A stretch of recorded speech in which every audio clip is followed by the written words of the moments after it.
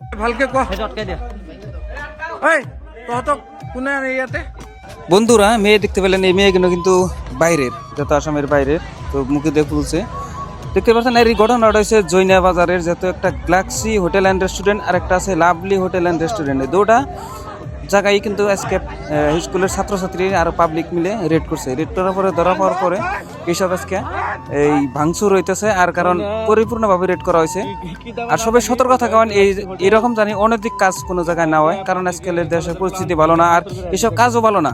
কারণ সবাই এত প্রচুর শেয়ার করেন যাতে এই কাজগুলো করা যায় ছেলে মেয়ে বা প্রত্যেক গার্জেনে যাতে এই ভিডিওটা পায়, কারণ সবাই সতর্ক হওয়ার দরকার।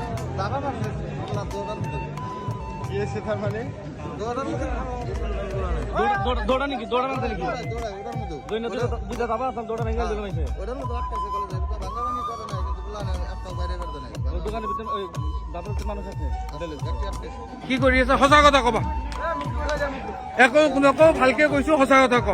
এতিয়া কি কৰি আছিলা